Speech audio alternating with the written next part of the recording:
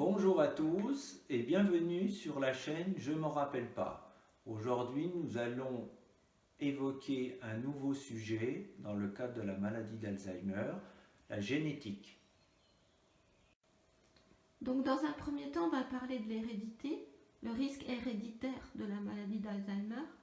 Est-ce que c'est courant?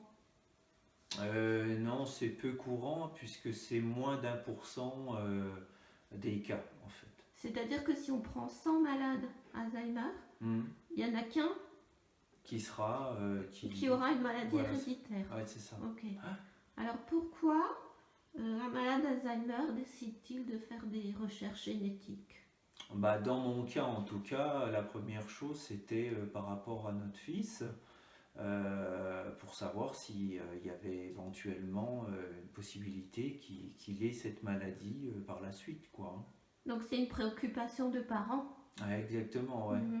Et si ta maladie avait été héréditaire, il avait combien de chances, lui, d'en hériter? Alors c'est 50% globalement. Et est-ce que dans ton cas, la maladie d'Alzheimer que tu as développée est héréditaire? Non, du tout. Alors, quelles sont les démarches que tu as entreprises pour ces recherches génétiques? Alors, on s'est rapproché de l'hôpital de Rouen. C'est un hôpital qui fait des recherches génétiques. Et donc, il a fallu faire une prise de sang qu'on a envoyé là-haut, et puis un arbre généalogique pour voir s'il y avait d'autres cas dans notre famille. Et voilà. Et donc, il y a un troisième élément aussi qui a été fait, qui ouais. a été envoyé à Rouen avec ton neurologue. Ah oui, il y a un consentement qui doit être signé pour avoir les résultats par la suite. Voilà, tu signes le consentement, le neurologue signe le consentement, et c'est lui qui est chargé de te restituer les résultats. Exactement. Voilà. Alors pourquoi le CHU de Rouen? Parce qu'il n'y a qu'un centre en France qui fait ce genre de démarche, de recherche en tout cas. Donc c'est important de noter qu'il n'y en a qu'un. Une méthode unique en France. De toute façon, il n'y a pas besoin de rechercher d'autres hôpitaux, il n'y a que celui-là qui fait ce genre de démarche. Voilà. Et il faut compter quand même, on va dire, presque un an pour avoir les résultats. Presque, oui. Ouais. Dans notre cas, il a fallu attendre 10 mois. Le docteur qui s'occupe de ça, on peut peut-être signaler son nom? Oui, éventuellement. Si tu t'en souviens. C'est docteur Nicolas. Oui, c'est ça. Alors, au bout de 10 mois, j'ai revu mon neurologue qui m'a donc confirmé que j'avais une maladie d'Alzheimer donc génétique. Mais non héréditaire. Mais non héréditaire. Voilà. Alors, c'est important pour les gens qui nous regardent. Oui. Ce n'est pas une maladie héréditaire. D'accord? Mais il y a un facteur de risque génétique qui vient de tes parents. Alors là, on a perdu la moitié du public. Alors, je vais vous parler de génétique encore un petit peu.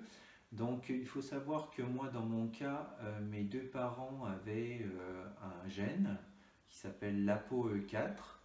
Et en fait, la combinaison des deux, ils me l'ont donné et ça m'a augmenté le risque d'avoir la maladie d'Alzheimer à hauteur de 15% à peu près. C'est-à-dire que tu as, à cause de ce gène-là, que tu as en double, tu as 15% de risque de plus que les autres de développer la maladie. Alors le docteur Nicolas du CHU de Rouen nous a fait un petit schéma pour nous expliquer comment ça s'est passé, la transmission du gène. Donc d'un côté on a Pierre, le papa, de notre côté on a Daniel, la maman, qui ont chacun un ApoE4. et le donnent à leur fils, donc Thierry, qui lui a donc une paire de gènes ApoE4. Alors pour mes parents, je veux dire, ils ont une 3% de développer la maladie d'Alzheimer, ce qui est peu par rapport à moi. Alors, est-ce qu'il y a une corrélation entre ton gène ApoE4 et le fait que tu sois jeune dans la maladie? Oui, tout à fait, oui. Alors pour illustrer ce qu'on vient de vous expliquer, en fait il faut savoir que donc la combinaison des deux ApoE4 que j'ai, moi, que j'ai eu de chacun de mes parents, avance le début de la maladie d'Alzheimer très tôt en âge, quoi. Hein. Presque 20 ans avant les autres. Voilà, c'est ça. Voilà. Ce qui est énorme. On peut dire aussi que 50% des patients qui ont la maladie d'Alzheimer possèdent au moins un exemplaire du gène ApoE4. Donc il y a plein de chiffres là-dessus et le gène ApoE4 est de plus en plus connu. Alors on va s'intéresser maintenant à l'effet de ApoE4 dans le cerveau. Sans être trop scientifique, on a quand même compris comment il intervenait et comment il induit la maladie d'Alzheimer.